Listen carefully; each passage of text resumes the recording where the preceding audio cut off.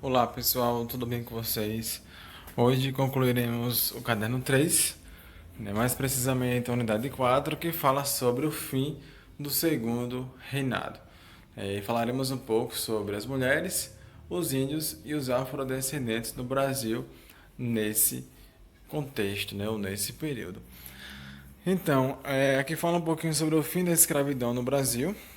Ele faz uma introdução dizendo que estima-se, que entre os séculos 16 e 19, tenha sido trazido para o Brasil um contingente de mais de 5 milhões de africanos para servir como mão de obra escrava.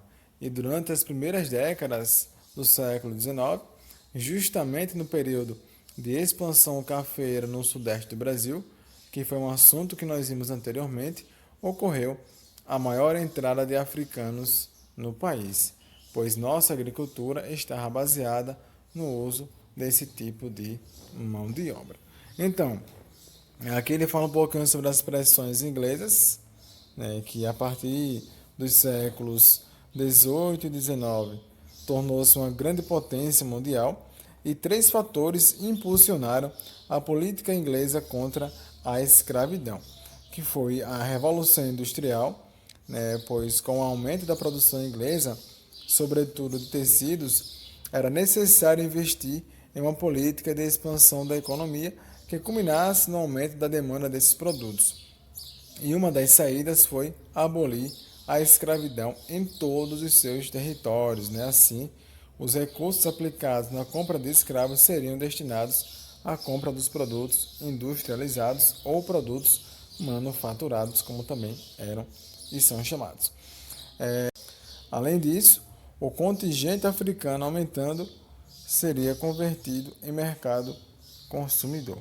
E também o fim do comércio de seres humanos com a América, a proibição do tráfico de escravos no início do século XVIII aumentou o valor dos escravizados, e a experiência do fim da escravidão nas Antilhas por parte dos ingleses fez com que os produtores de açúcar começassem a contratar trabalhadores assalariados, o que tornou o açúcar antilhano mais barato que o brasileiro.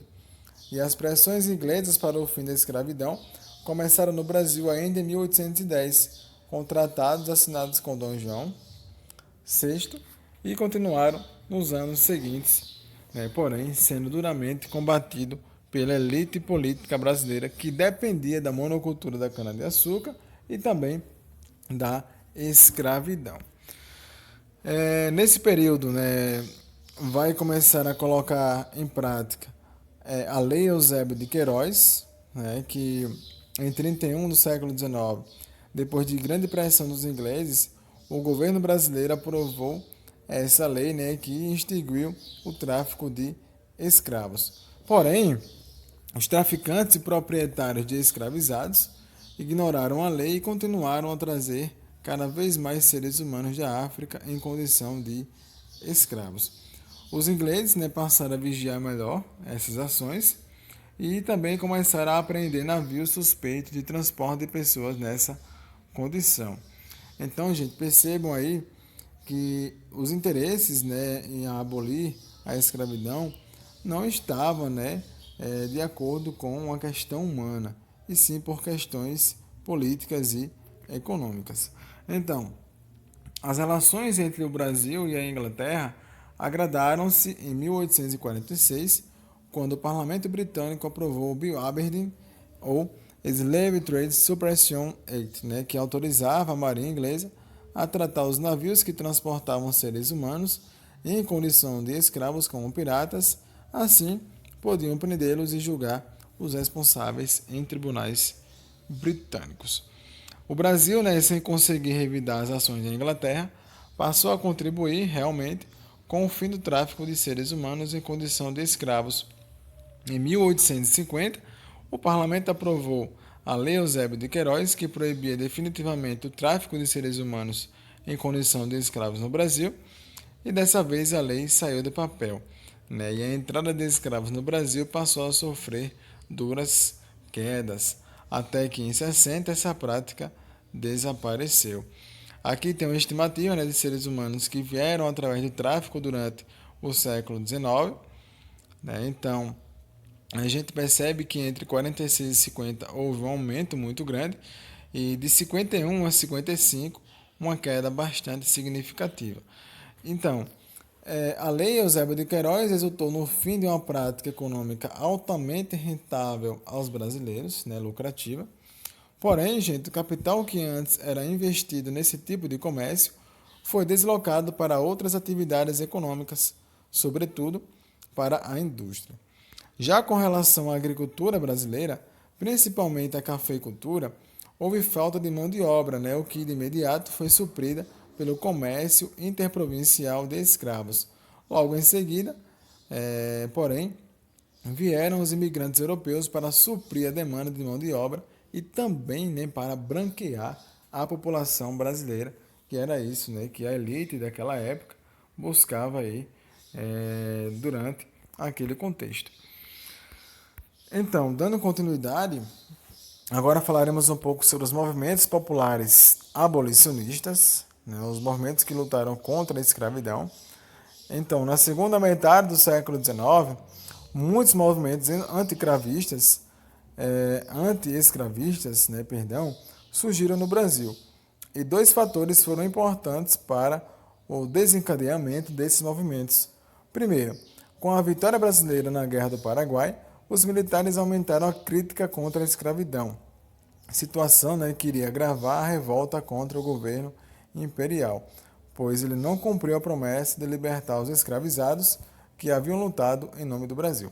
E o segundo fator tem origem em território estadunidense, né, pois em 1865 terminava a Guerra Civil Sangrenta entre os estados do Norte e do Sul, e com a vitória do Norte, o sistema escravista foi abolido nos Estados Unidos. No Brasil, jornalistas, médicos, advogados, estudantes e trabalhadores livres se organizaram em clubes e sociedades secretas abolicionistas, né? E assim, dessa forma, pretendeu-se a adoção de uma política de emancipação ou de libertação da escravidão de forma lenta e gradual.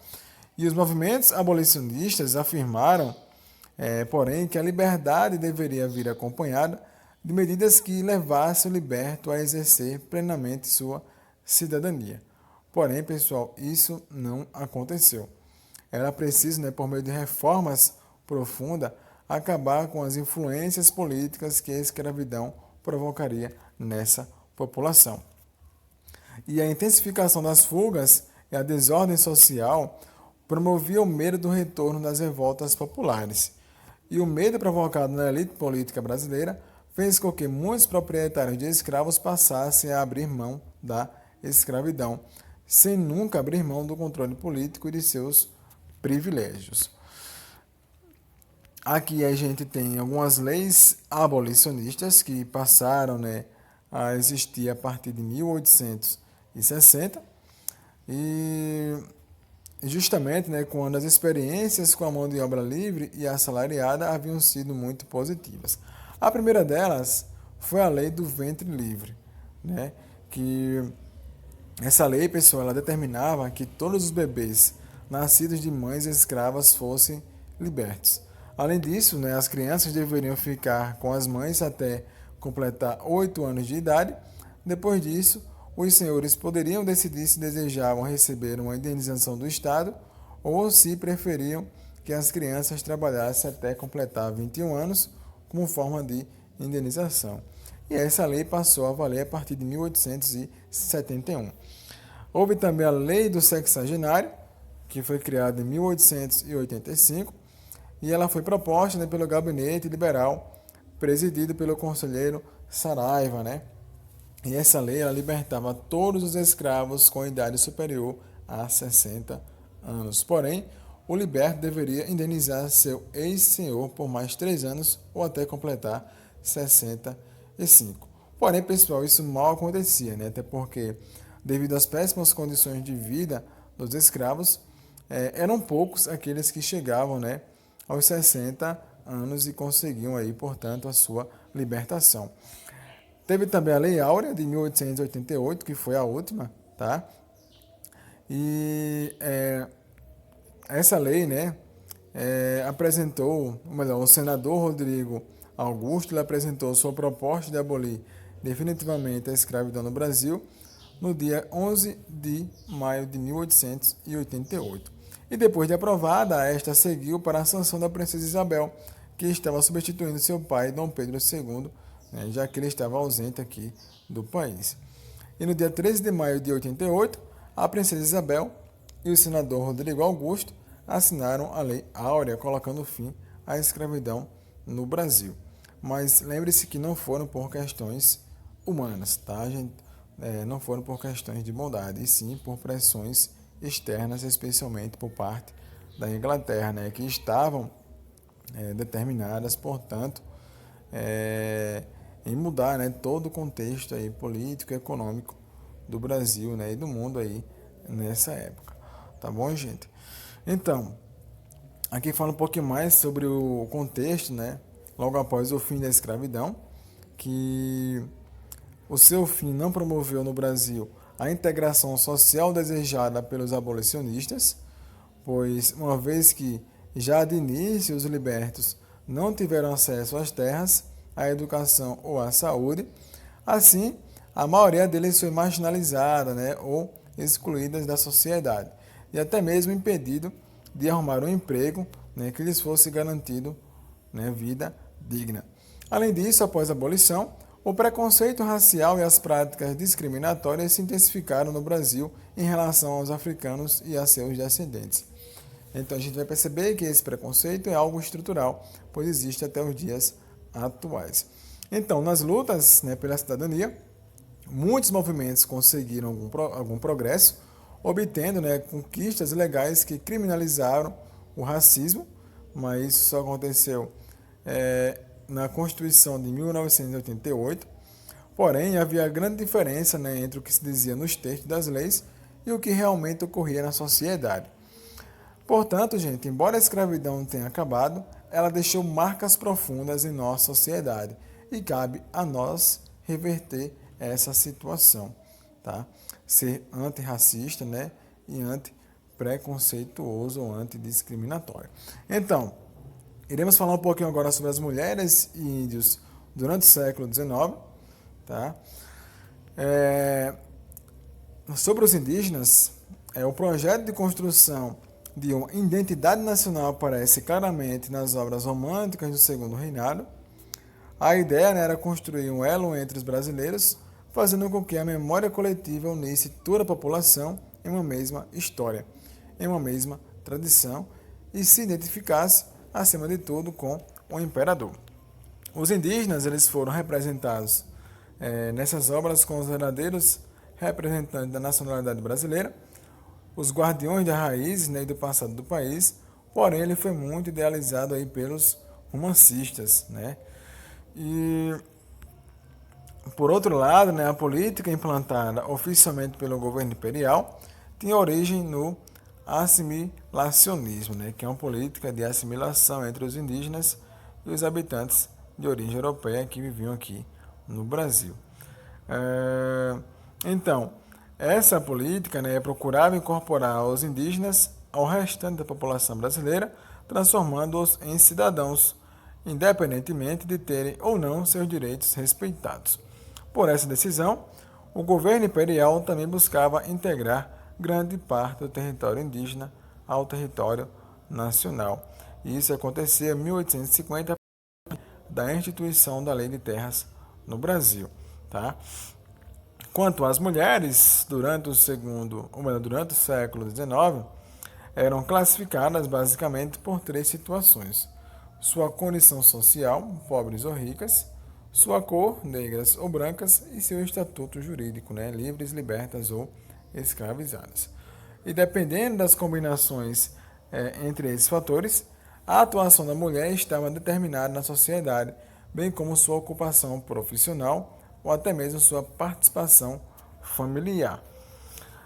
Então, no universo das mulheres brancas, ricas e livres, havia pouca mobilidade. Muitas saíam às ruas raríssimas vezes, ou geralmente acompanhadas, né, para ir às missas, à casa de parentes, a teatros ou a outros compromissos sociais. Então, As mulheres, né, de origem europeia, ou seja, as imigrantes ou descendentes de imigrantes, tinham maior atuação na vida pública. Elas podiam trabalhar no comércio e muitas atuavam na agricultura ou ao lado dos homens. E o início da industrialização abriu um novo campo de trabalho. Assim, surgia a mulher operária, que trabalhava tanto quanto um homem, mas recebia um salário inferior ao dele, apenas pelo fato de ser mulher. Então, já a vida das mulheres escravizadas era difícil. Muitas recebiam castigos violentos, né, diariamente de seus senhores, além de não terem uma alimentação adequada, isto é, viviam em condições de extrema vulnerabilidade. Porém, gente, muitas mulheres, inconformadas com a forma, né, como eram tratadas, adotavam formas de resistência e era muito comum que cometessem abortos para evitar que seus filhos sofressem como elas. Mulheres cativas que trabalhavam nas casas de seus senhores chegaram a envenenar aqueles que as violentavam. Além disso, muitas das quais tinham acesso às ruas como vendedoras ou quitudeiras, né, que faziam o trabalho de integrar a resistência, promovendo a comunicação entre a população cativa local. Aqui já fala um pouquinho sobre o fim do segundo reinado, que tem muito a ver com a questão religiosa, a questão militar e a escravidão, né? Agora nós veremos um pouquinho mais sobre isso.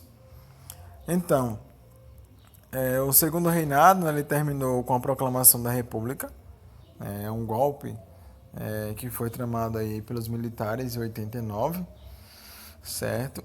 Então, gente, já falando sobre o republicanismo, com o objetivo, né, de garantir maior autonomia e maior participação na política brasileira, um grupo de fazendeiros paulistas e alguns profissionais liberais lançaram em 70 o Manifesto Republicano, defendendo o federalismo e a república, né? Nesse caso aí, contrastando-se contra o modelo imperial daquela época. Então, as ações desse manifesto se inspiraram, melhor dizer, inspiraram o surgimento de jornais, clubes e partidos políticos. E em 73 do século XIX surgiu o primeiro partido republicano, o Partido Republicano Paulista. Tá? Então aqui fala um pouquinho mais sobre a questão militar e religiosa, afirmando que a Constituição de 1824 determinava que a Igreja Católica seria a religião oficial do Estado, mas que esta, né, por sua vez, estaria a ele subordinada. Porém, os republicanos eram totalmente contrários a essa ideia. Por isso que eles defendiam um país, né, ou um Estado laico, ou seja, sem nenhuma religião oficial.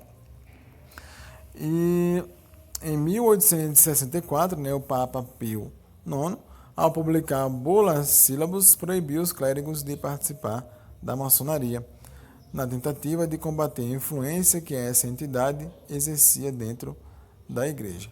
E como a maçonaria era muito influente, não só na igreja, mas também no próprio governo de Dom Pedro II, o imperador resolveu vetar a determinação papel. E essa, né, determinação, lógico, deixou a igreja aí bastante descontente. Tá? Os religiosos, né, a maior parte dos religiosos permaneceu obediente a Dom Pedro II, porém, os bispos de Olinda e Belém decidiram acatar, né, as decisões do Papa e expulsaram os maçons de suas ordens religiosas. E a insubordinação fez com que eles fossem condenados a 4 anos de prisão com trabalhos forçados. Aqui fala um pouquinho mais sobre essa questão religiosa e também sobre a questão militar. Os conflitos com os militares brasileiros começaram logo após a Guerra do Paraguai, primeiramente porque o governo imperial não cumpriu a promessa de libertar os escravos que haviam lutado na guerra, e depois o tenente-coronel Sena Madureira e o Cunha Matos foram punidos por denunciar casos de corrupção por meio da imprensa e por se manifestar publicamente a favor da abolição. E o Marechal Deodoro da Fonseca, um dos heróis da Guerra do Paraguai, negou-se a punir o tenente-coronel, e por isso ele foi demitido do cargo de comandante das armas do Rio Grande do Sul. O Marechal Deodoro e Sena Madureira decidiram então viajar para o Rio de Janeiro, onde foram recebidos por outros oficiais, inclusive pelo Major Benjamin Constant, líder da Mocidade Militar, e era adepto do pensamento positivista, que está muito ligado aí, nesse caso, à ordem e ao progresso, a uma nova forma de governo ligado ao republicanismo. Tá?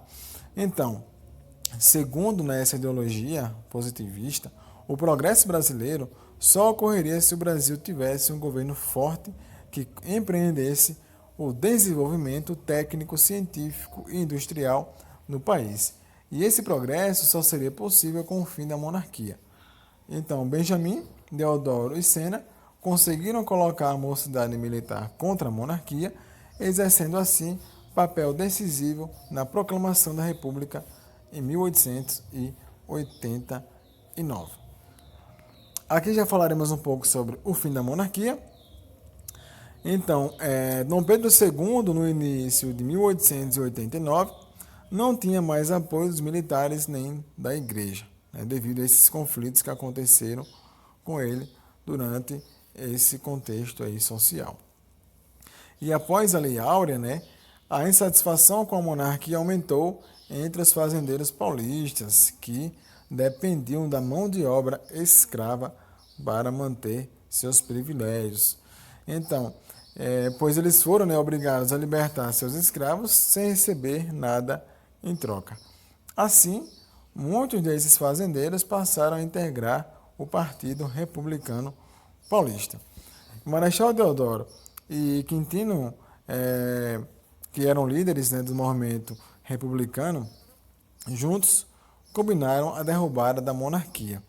E na manhã de 15 de novembro de 1889, o golpe foi dado. Deodoro da Fonseca e seus ministros demitiram o primeiro-ministro do governo monárquico, pondo fim à monarquia e dando início ao período da República no Brasil. E com a proclamação da República, o país adotou uma nova bandeira que por sugestão dos positivistas trazia o lema Ordem e Progresso, que permanece até os dias atuais. E no dia seguinte, Dom Pedro II recebeu um documento que ordenava sua saída do país, ou melhor, a saída de Dom Pedro II do país. Ele e sua família partiram em um navio rumo à Europa. Então, percebam que Dom Pedro aí foi vítima de um golpe militar, de um golpe que pôs fim ao seu governo e de um golpe que foi apoiado, nesse caso aí, por vários fazendeiros e também liberais, que defendiam uma nova forma de governo e também um novo modelo social, político e econômico no Brasil. Tá? Então, gente, a gente encerra por aqui esse conteúdo. Lembrando que na próxima semana a gente dará início ao quarto bimestre, já trabalhando o caderno 4 de vocês. Tá? Então, é basicamente isso. Bons estudos e até a próxima. Tchau.